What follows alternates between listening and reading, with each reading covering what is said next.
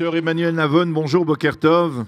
Boker Tov. Merci d'être avec nous ce matin. Je rappelle que vous êtes docteur en relations internationales à l'université de Tel Aviv et analyste des événements qui se déroulent en particulier au Proche-Orient et aussi aux États-Unis. Je voudrais que nous parlions avec vous de deux sujets d'actualité brûlante. C'est d'abord les rumeurs qui circulent et qui semblent persistantes sur l'intention du président américain Donald Trump d'annoncer mercredi, presque solennellement, la reconnaissance par les États-Unis de Jérusalem comme capitale de l'État d'Israël. Alors c'est une information qui est presque révolutionnaire, comme l'affirment en fait certains commentateurs israéliens dans la presse de ce matin, nous allons le voir. Mais d'abord, est-ce que ça vous semble plausible, probable ou c'est une fake news ? Ça n'est pas du tout impossible dans la mesure où c'est en début du mois de décembre, vraiment cette semaine, qu'il y a cette date butoir, cette deadline pour le président américain de décider s'il veut ou pas utiliser de son droit de veto pour repousser le transfert de l'ambassade américaine à Jérusalem, comme le font tous les présidents américains depuis 1995, donc depuis 22 ans. À savoir cette fameuse loi qui avait été passée par le Congrès en 95, qui enjoint le président des États-Unis à transférer l'ambassade américaine à Jérusalem. Et depuis 22 ans, tous les présidents américains font usage de leur droit de veto pour repousser la décision. Donc Trump, cette décision est repoussée tous les 6 mois depuis 22 ans. Trump devra décider cette semaine. Donc, du point de vue du calendrier, il n'est pas impossible, effectivement, qu'il prenne la décision et comme je vous dis, qu'il honore son commitment, sa promesse électorale, puisque je vous rappelle qu'il avait quand même promis pendant la campagne électorale de le faire. Donc, ce n'est pas complètement impossible. Alors, certains disent qu'en fait, ça serait pour dédommager, c'est-à-dire que cette reconnaissance verbale, en tout cas de l'État de Jérusalem comme capitale d'État d'Israël, serait justement pour compenser le fait qu'il ne veut pas transférer pour l'instant l'ambassade des États-Unis. Ça vous semble aussi probable? C'est une explication, c'est-à-dire que le président américain serait pressé par certains courants, en particulier les courants évangélistes aux États-Unis qui ont voté massivement pour lui, d'agir de la sorte et de reconnaître Jérusalem comme capitale d'État d'Israël, mais il ne pourrait pas, on va dire, ratifier, ne pourrait pas reconnaître, enclencher le déplacement de l'ambassade des États-Unis de Tel Aviv à Jérusalem parce que il a reçu des menaces ou même, on va dire, des mises en garde de la part de l'ensemble du monde arabe qui a affirmé que ça susciterait beaucoup de réactions.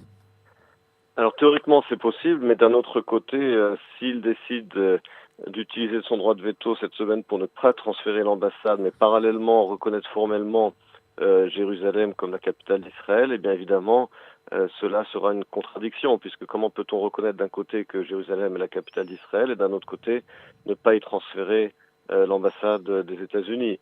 Autre question, si Trump se contente uniquement de reconnaître Jérusalem comme la capitale d'Israël sans transférer l'ambassade, dans quelles frontières de Jérusalem? Puisque je vous rappelle qu'officiellement jusqu'à aujourd'hui, même les États-Unis ne reconnaissent pas la souveraineté d'Israël sur la partie ouest de Jérusalem. C'est-à-dire que jusqu'à aujourd'hui, les enfants américano-israéliens qui naissent à Jérusalem dans les quartiers ouest de la ville, eh bien, le consulat américain continue d'inscrire sur leur passeport né à Jérusalem, pas en Israël. Et c'est quelque chose qui a été statué déjà à la Cour suprême, puisque il y a eu des poursuites en justice. Oui. Donc il y a du recours. Donc effectivement, ce serait une contradiction, comme je l'ai dit, de reconnaître Jérusalem comme capitale sans transférer l'ambassade. Et deuxième question, dans quelles frontières? Alors, la question que l'on peut se poser, c'est que on a déjà dépassé un an quasiment, on approche d'une année de Donald Trump à la Maison-Blanche. Le président américain avait parlé du processus de paix entre Israéliens et Palestiniens comme d'une priorité pour lui, et on a le sentiment qu'il a beaucoup de mal à présenter, ou en tout cas même à concocter un plan de relance du processus de paix, à plus forte raison un plan d'aboutissement de ces négociations. Pourquoi cela semble particulièrement difficile? Est-ce que Donald Trump aurait compris sur place, c'est ce que disait à l'époque Ariel Sharon, ce que l'on voit d'ici, on ne le voit pas de là-bas, et que les choses sont beaucoup plus compliquées qu'il ne le pensait? Je pense que effectivement, comme vous l'avez dit, ça fait quand même maintenant quasiment un an qu'il est au pouvoir, et ça fait plus d'un an qu'il parle d'arriver à un deal. Et pour l'instant, on ne voit toujours rien venir, bien qu'il y ait des rumeurs selon lesquelles son gendre Jared Kushner va intervenir au Forum Saban qui se tient actuellement à Washington pour présenter les grandes lignes d'un plan de paix. Mais d'après ce qui filtre dans la presse, ce serait quelque chose de général, sans date butoir et sans calendrier. Et je pense que c'est pas seulement parce que Trump réalise à quel point ce conflit est compliqué, mais également sa stratégie aujourd'hui étant d'essayer d'isoler l'Iran et de soutenir la politique de Mohammed bin Salman, MBS, en Arabie Saoudite contre l'influence iranienne en coopération avec Israël et l'Égypte. Il veut un peu ménager la chèvre et le chou, c'est-à-dire à la fois créer cet axe anti-iranien. D'un autre côté, on voit qu'il n'y parvient pas vraiment, puisque l'Iran continue d'avancer ses pions au Liban et en Syrie. Donc évidemment, avancer un plan de paix devra prendre en compte également ses calculs stratégiques vis-à-vis face à l'Iran, vis-à-vis de l'Arabie Saoudite, et cela ne fait, à mon sens, que compliquer ses calculs. Alors, on se souvient que pendant la campagne électorale, Donald Trump avait affirmé que, selon lui, l'une des clés de la réussite d'une négociation entre Israéliens et Palestiniens, c'était de la part des États-Unis de savoir rester neutre. Or, le sentiment que l'on a, en tout cas au cours des derniers mois, c'est que les Américains se sont presque rangés automatiquement aux côtés de l'État d'Israël, ce qui suscite d'ailleurs un très vif mécontentement de la part des Palestiniens. Est-ce que aujourd'hui, Donald Trump, l'administration américaine, a stratégiquement décidé, on va dire, de mettre de côté les Palestiniens parce qu'ils ne représentent pas véritablement de force importante, justement dans le contexte iranien, d'un front iranien. Par contre, Israël et l'Arabie Saoudite représentent de véritables puissances qui peuvent aider à contrer la menace iranienne. Oui, ceci étant dit, l'Arabie Saoudite ne pourra pas non plus complètement coopérer avec Trump et avec Israël de façon ouverte, sans qu'il y ait au moins un geste sur le dossier palestinien. Je rappelle, ça fait 40 ans que la paix avec l'Égypte avait été signée. Et Anwar Sadat, à l'époque, lorsqu'il était venu à Jérusalem, avait dit « Je ne suis pas venu pour signer un accord séparé, je suis également venu pour les Palestiniens ». Oui. Alors effectivement, au bout du compte, il avait fini par signer un accord séparé avec Israël, mais il ne pouvait pas se permettre de faire fi du dossier palestinien. Même chose avec l'Arabie Saoudite aujourd'hui, même si c'est quelque chose de, je dirais, presque symbolique, l'administration américaine ne pourra pas se permettre de faire complètement abstraction du dossier palestinien si elle veut le soutien de l'Arabie Saoudite en coopération avec Israël.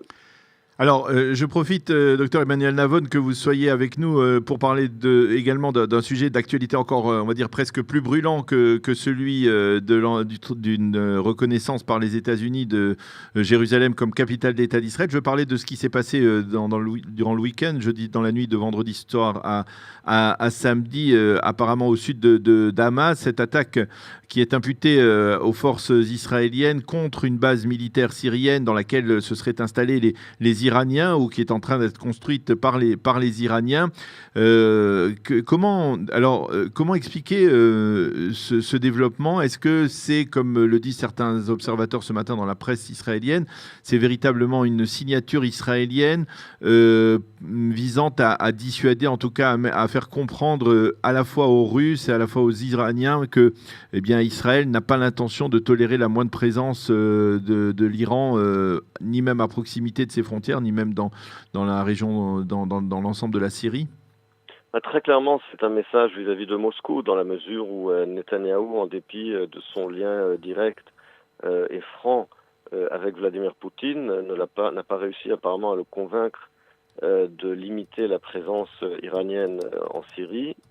Et donc là, c'est un message très clair vis-à-vis de Poutine, à savoir, écoutez, vous n'avez pas voulu ou pu limiter la présence iranienne. Sachez que chez nous, ce n'est pas uniquement des paroles, c'est également des actes. Nous n'accepterons pas une présence militaire iranienne fixe en Syrie, a fortiori à proximité des frontières d'Israël. Mais je pense que c'est également un message vis-à-vis des États-Unis, parce que n'oubliez pas que l'accord sur la Syrie a été co-signé par les États-Unis, et là Donald Trump n'a pas exigé la fin de la présence iranienne. Donc c'est également un message vis-à-vis de faire pression sur l'administration américaine. ou en tout cas de dire, voilà, si vous ne faites rien, eh bien nous agirons, et s'il y a des conséquences géopolitiques régionales, voire globales, et qu'il y a un prix à payer, eh bien vous le paierez également, mais nous ne laisserons pas une présence iranienne en Syrie. C'est une ligne rouge pour Israël, et Israël, le gouvernement israélien a eu raison de prendre acte.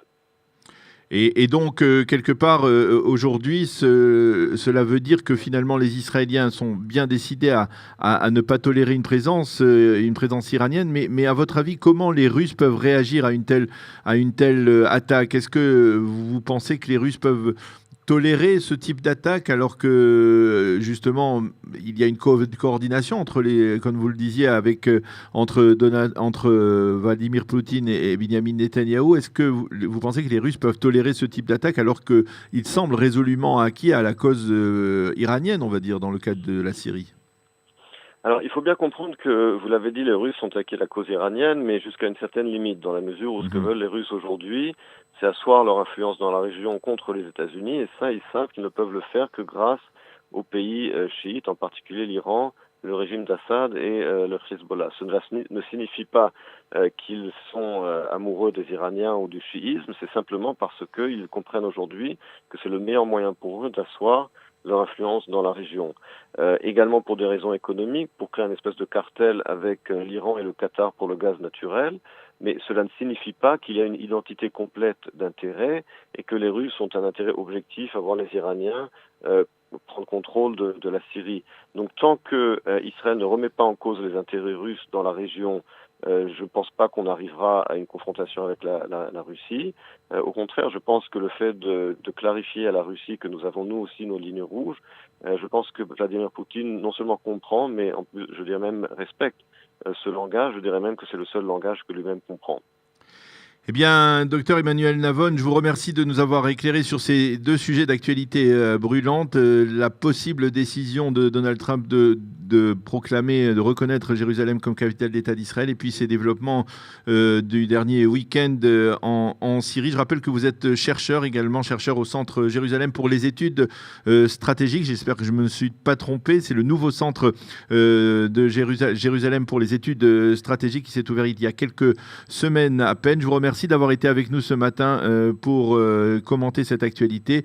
Passez une agréable journée. Shavua Tov. Shavua Tov.